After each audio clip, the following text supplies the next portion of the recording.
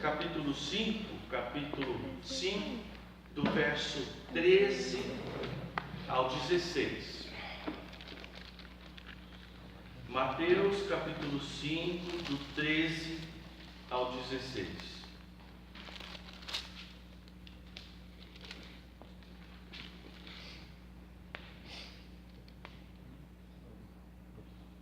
Amém?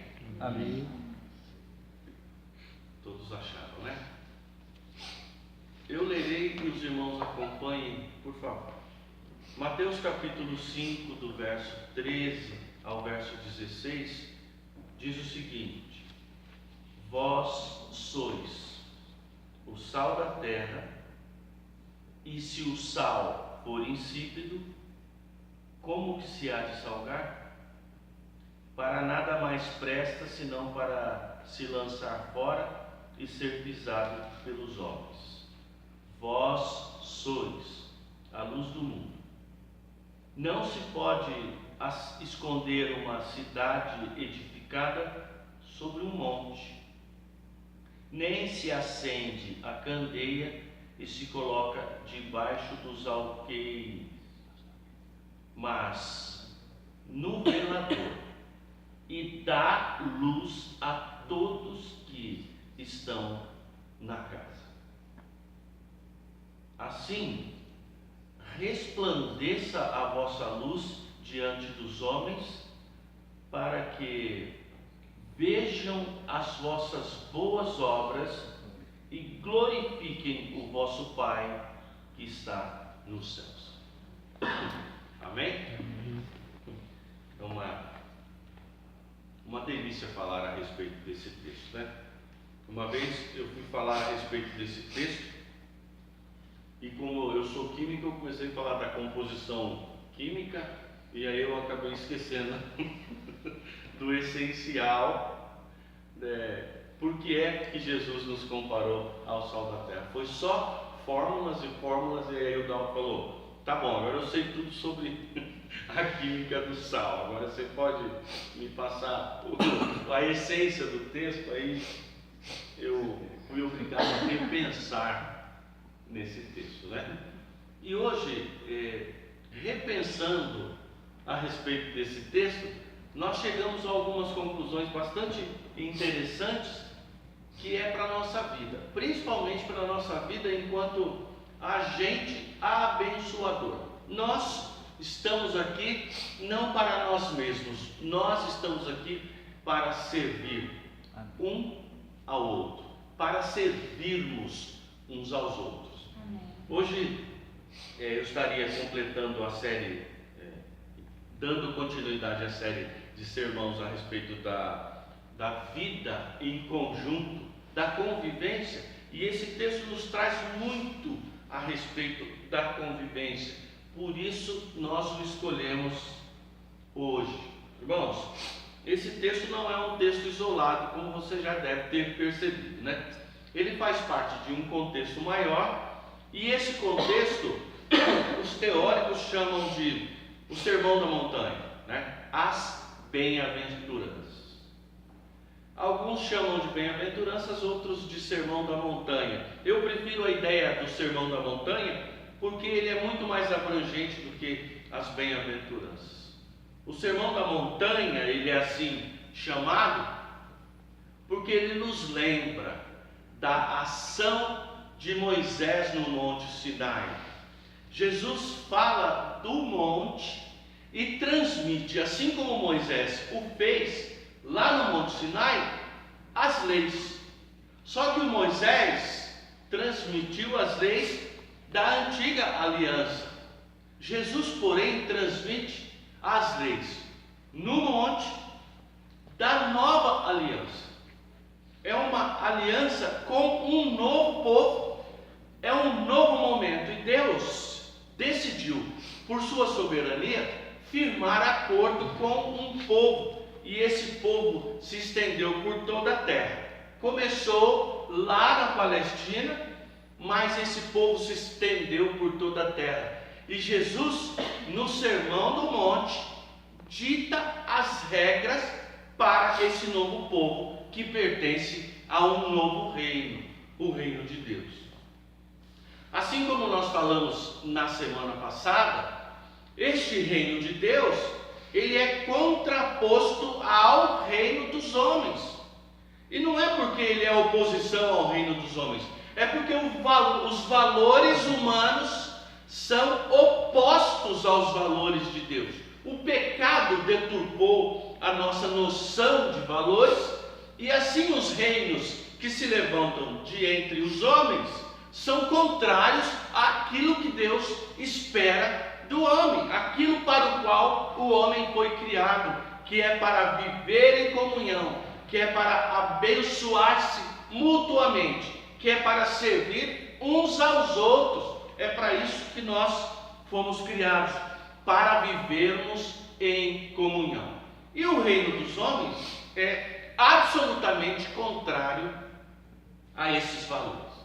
Aí Jesus cita aquela porção de bem-aventuranças, e nós muitas vezes não compreendemos as bem-aventuranças que estão inseridas no Sermão do Monte e que fazem parte da lei de Deus para o novo reino.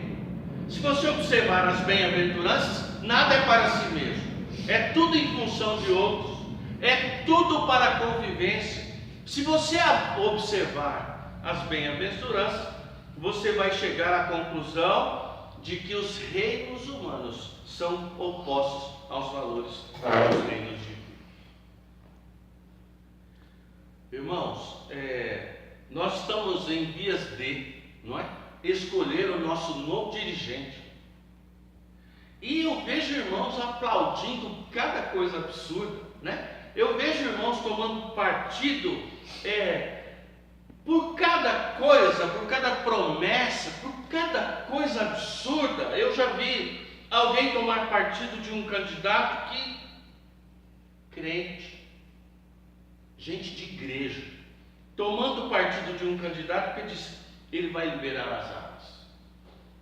Outros tomam partido porque disse: ele não vai deixar bandido vivo. Outros tomam partido porque dizem: ele vai liberar a homossexualidade. Outros tomam partido porque dizem: ele vai liberar isso ou aquilo outro. Cada um preocupado com o seu bem-estar, se esquecendo dos valores do reino de Deus. Crentes, eu não estou falando de gente do mundo, o ímpio, aquele que não conhece os valores do reino de Deus. Estou falando de crente que diz que vai votar em um homem que vai liberar o porte de arma, porque só assim ele vai poder fazer justiça com as próprias mãos.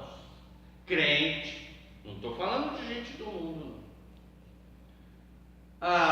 Propagandas políticas à parte, nós devemos votar, sim, em vias de fato.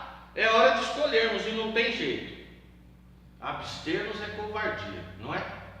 Então nós precisamos escolher mesmo. Mas antes de você olhar as promessas que determinados candidatos fazem a favor disso ou daquilo, pense no coletivo. Quem será o melhor para o pobre e para o miserável? Nós estamos socorridos, temos aonde dormir, aonde nos aconchegar. Nós, independente da economia, que tem os seus altos e baixos, o nosso pastor é o nosso Deus, e nós cremos que nele nós podemos descansar. E ainda que a figueira não floresça, ainda que o meu gado morra no curral, nós confiamos no Senhor e a nossa esperança está no Senhor. Mas pense você então naquele quesito que Deus disse para o povo de Israel: eu vou aceitar o seu culto quando você socorrer os órfãos e as viúvas. Misericórdia é o que quer, não sacrifício. Sendo assim, olhe a vida dos candidatos, não porque ele vai liberar ou porque ele vai proibir, mas olhe porque ele é aquele que mais assistência dá ao miserável, aquele que não tem recurso e que não tem a quem recorrer, aquele que não tem esperança. Miserável é o sem esperança. Assim fica fácil. Se você olhar com profundidade, fica bem mais fácil. O texto que nos é proposto hoje reúne duas parábolas: a parábola do sal e a parábola da luz, né? E é tão gostoso nós falarmos desse texto que ele nos dá diretriz para as nossas vidas. Na parábola do sal e da luz, a primeira é a do sal. No versículo 13, o sal é, em primeiro lugar, o elemento que se mistura na comida e que dá sabor aos alimentos. Concorda com isso? Ele se mistura na comida. Eu estava vendo um documentário sobre um bando de macacos que ganharam a lança do sal. Eles comiam batata, desenterravam a batata e comiam, saíam comendo. Algum espertinho deixou cair a batata na água do mar. Hoje, aquele bando de macaco, todos eles colhem as batatas, vão até a praia, molham a batata na água do mar e comem. É interessante, né? Parece até uma evolução. Mas não é. Mas é uma adaptação, não é? Eles se adequam ao meio. E eles descobriram que o sal dá sabor. Ele melhora o sabor. Qual é a função do sal? Claro que além de provocar hipertensão para quem come demais, mas o sal tem a função de dar sabor. Ele realça os sabores das coisas.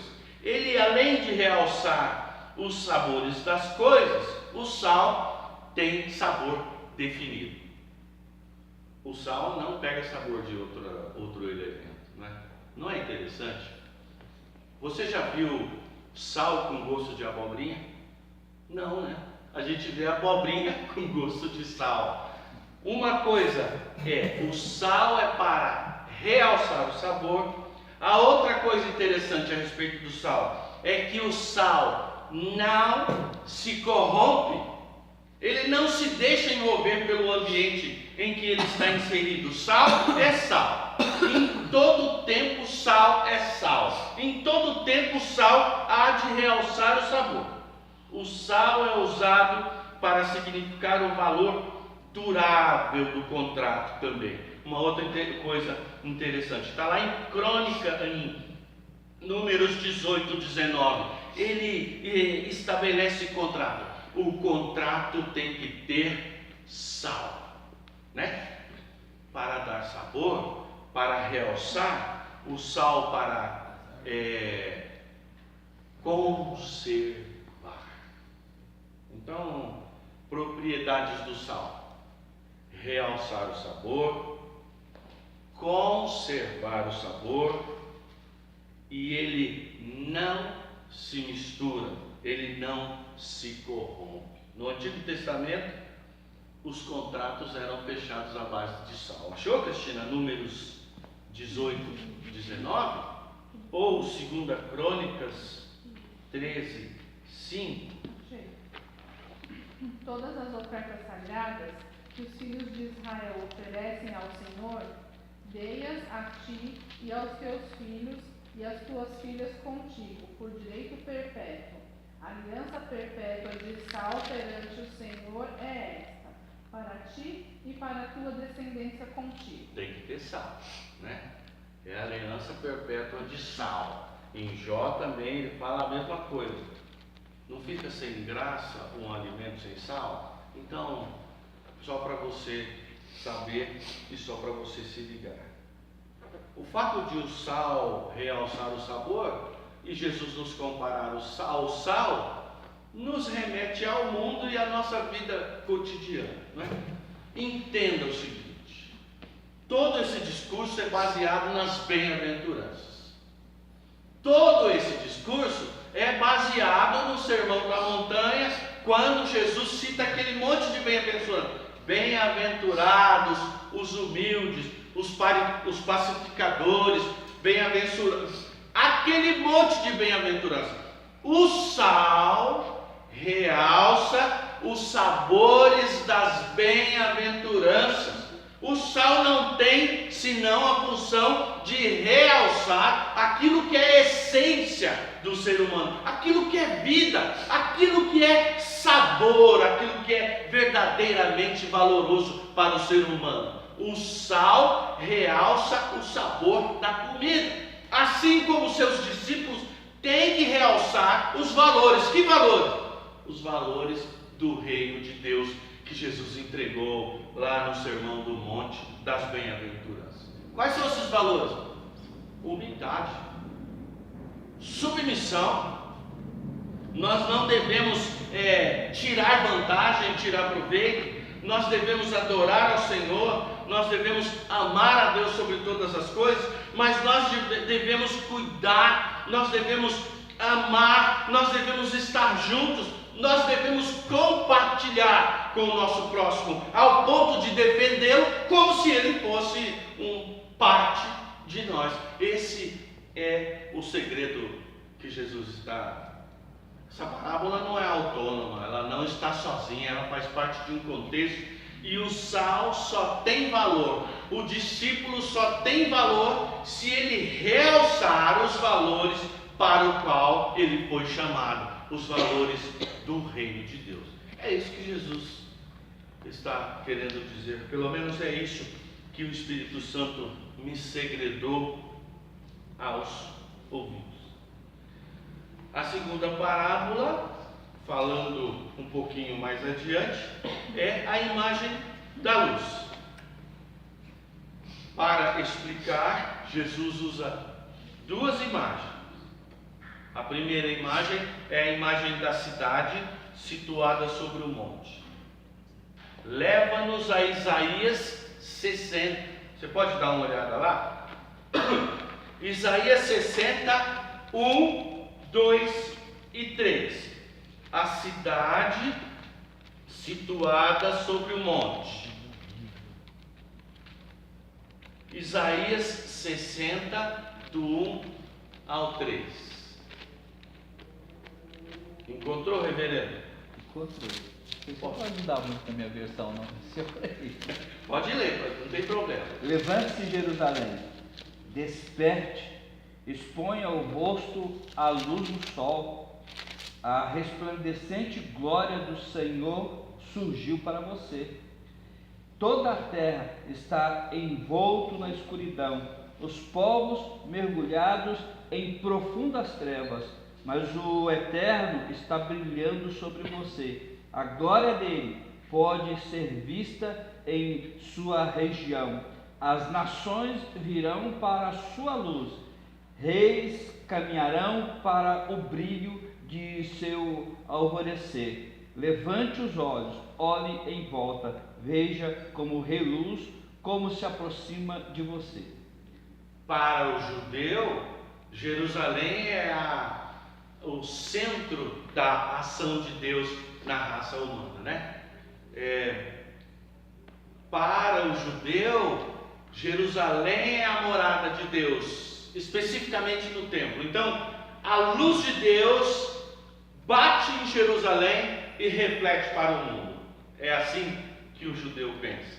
Em Isaías 60 está dizendo isso, que Jerusalém será fonte de luz para toda a humanidade. E é assim, Jerusalém é fonte de luz, ela não tem luz própria, ela reflete a luz do Deus Todo-Poderoso. A cidade de Jerusalém foi levantada para o profeta, na visão do profeta, para ser abençoadora de todos os povos. E Jesus remete esta ideia de luz aos seus discípulos.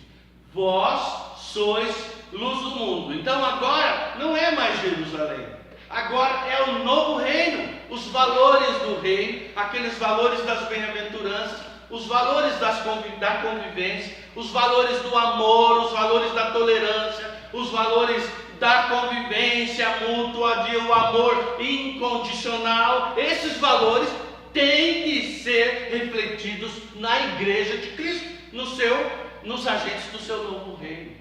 Vós sois a luz do mundo. O profeta Isaías está mandando que a igreja então se levante, se coloque num outeiro, num lugar alto, para que a luz de Deus possa refletir e possam os homens serem guiados por essa luz. Qual que é a ideia aqui? A ideia é que você seja a luz. A ideia é que você seja o brilho que as nações precisam. A ideia é que você, aonde você estiver inserido, que você faça a diferença, que você seja agente abençoador, que você seja o norte daqueles que estão perdidos em trevas. O mundo estava em treva e surgiu uma grande luz. E essa luz tem que refletir nos seus discípulos, que somos nós. Somos luz a partir do nosso batismo. Somos convidados a ser tempero para o mundo, a fazer diferença. Lembre-se, o tempero é o sermão das bem-aventuranças. Lembre-se, a luz que você deve refletir é aquela luz do sermão das bem-aventuranças. É a tolerância, é a humildade, são os valores do reino de Deus que são contrários ao reino dos homens. E aí alguém me disse assim: ué, mas crente tem que ser trouxa? Crente tem que ser humilde o bastante para oferecer a outra face. Esses são os valores do reino. Quer, quer. Não quer, não quer. Os agentes do reino têm que refletir esses valores em si. Sendo assim, cai por terra toda proposta de violência, toda discussão a respeito de pena de morte, toda discussão a respeito de porte de arma. Não são esses valores que norteiam o povo de Deus, e não deve ser, porque se você refletir isso, você não estará sendo luz.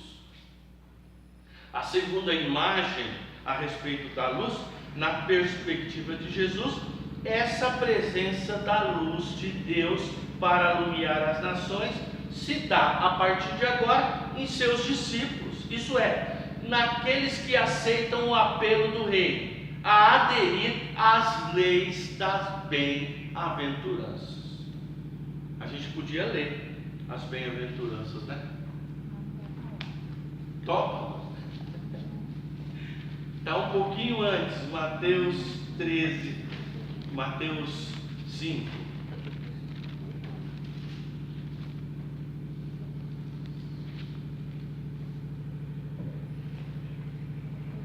A gente podia ler Mateus 5. Logo no começo, a gente podia ler. O que vocês acham? Só para a gente ter uma ideia do que é que a gente tem que refletir e qual é o sabor que o mundo entenda. Ele é contrário aos valores humanos. Quando o reino dos homens te manda se projetar sobre outros homens, o reino de Deus manda você abaixar-se e servir.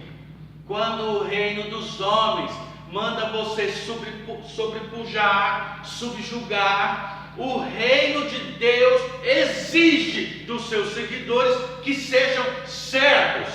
E Pedro disse: eu não vou deixar você lavar meu pé. Aí Jesus disse: se você não deixar eu lavar os seus pés, você não tem parte comigo. Entende o que eu estou fazendo? Jesus disse. Vamos ler o sermão das bem-aventuranças?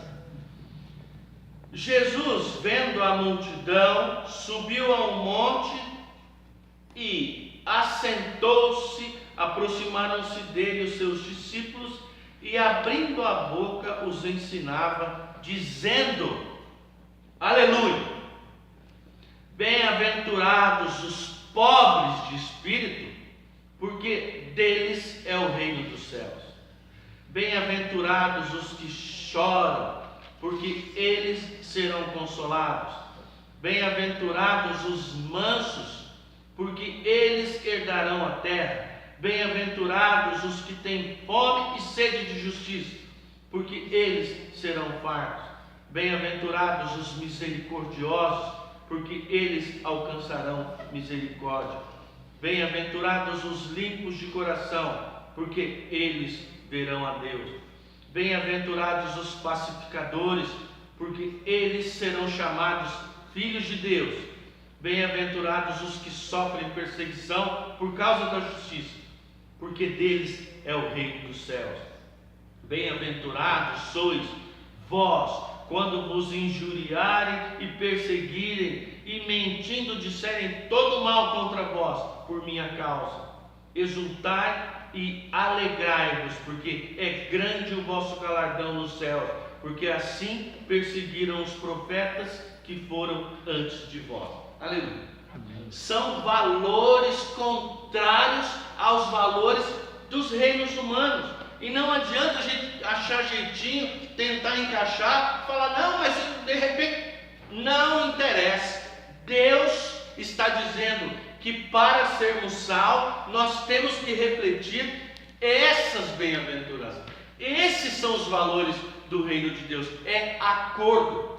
E todos os que são chamados para essa nova aliança têm que compreender essas bem-aventuranças e têm que professá-las. Muito mais, tem que pôr em prática nas suas vidas. Sendo assim, irmãos, como o nosso assunto é relacionamento, fica claro, né? Alguém me disse, você quer ter razão ou quer ser feliz? Eu não canso de repetir essa frase. Fica muito claro o sermão das bem-aventuranças na questão relacional. Bem-aventurado quando você não fizer uso de violência. Bem-aventurado aquele que não subjuga, aquele que não quer sobrepujar, sobressair, aquele que não quer tripudiar em cima da deficiência dos outros. Bem-aventurados aqueles tolerantes, aqueles que convivem bem, aqueles que são pacificadores, aqueles que não são briguentos, aqueles que não são mexeriquentos, aqueles irmãos fáceis de lidar. Uma vez eu estava reclamando com meu pai disse assim, filho, bezerro manso manda em qualquer vaca. Aí eu fiquei assim, aí eu falei assim, não estou entendendo. Aí hoje eu entendi, sabe por quê? Nós chegamos lá no hospital, e aí ele sentou com aquele jeitinho dele, e eu orando, Senhor, ajeita aí, nós estamos num aperto aqui. E aí eu fui ao toalete, meu pai ficou lá. Quando eu cheguei, estava conversando com as enfermeiras, já estava conversando com a assistente social. O guarda queria tirar a gente, mas aí ele já estava amigo do guarda. Ô, meu irmão! Na hora de ir embora, abraçou o guarda e falou, Deus te abençoe. Os homens mansos, eles conseguem boas coisas, né? Os homens duros de coração, esses vão ter que brigar para conseguir. Os mansos, Deus os trata com mansidão. Os duros, Deus quebra-lhes a cerviz, né? A coluna, para que ele encurve e dobre a sua cabeça. São valores de convivência. Eu tenho mania, eu sou muito briguento, sabe? Eu vou nos lugares e aí eu passo num posto de gasolina, eu vou abastecer e começo, né, Cris? 10, 9, 8. Se em 10 segundos alguém não aparecer, eu ligo o carro e vou embora. Carinha chato, né? A esses Deus quebra a cerviz. Aos mansos, Deus trata com mansidão. Que Deus nos abençoe, meus irmãos, e que nós compreendamos os valores do reino e que nós estejamos verdadeiramente inseridos nesse reino e comprometidos com as ideias desse reino. Não ao nosso modelo, mas ao modelo de Jesus Cristo. Nós somos sal e luz. Amém? Amém? Vamos cantar?